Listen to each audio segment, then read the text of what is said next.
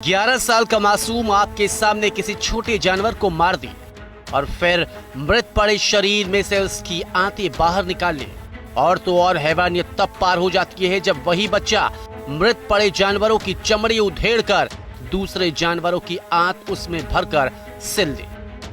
चौंकाने पर मजबूर करने वाली ये वारदात बचपन में किसी और को खासी अजीब नहीं लगी, लेकिन जवानी आते आते यही मासूम औरतों के शरीर को किसी राक्षस की तरह नोचे तो क्या तब भी आप उसे मासूम मानेंगे?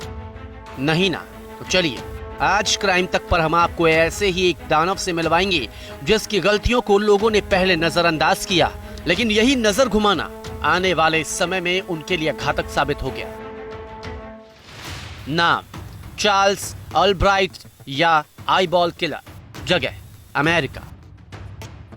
न जाने आज तक आपने कितने ही सीरियल किलर के बारे में सुना हो, लेकिन शायद ही यह पहली दफा होगा कि आईबॉल किलर का जिक्र आपने सुना हो। बचपन से ही सर्जन बनने की इच्छा रखने वाला 17 साल का चार्ल्स चोरी के आरोप में जेल के सलाखों की हवा खा चुका था।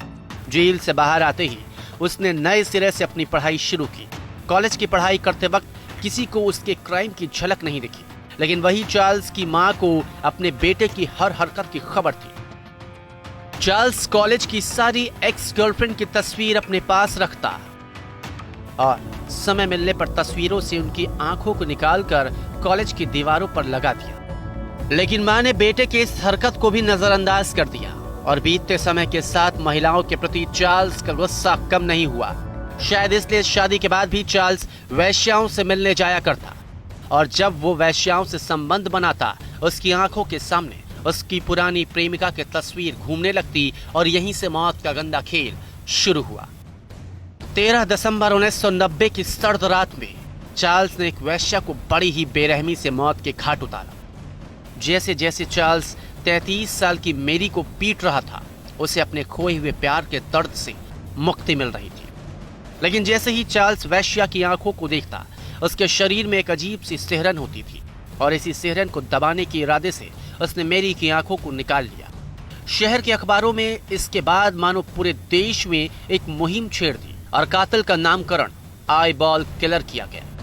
यहाँ रोज पेपरों में पुलिस के ढीले रवैये पर न जाने कितने सवाल उठाए गए। इसी बीच सुसान और शिरली नाम के वैश्या के साथ ही ऐसी ही दरिंदगी की गई। महज 2 महीने के अंदर ही पुलिस पर इस केस को सुलझाने का दबाव बढ़ने लगा।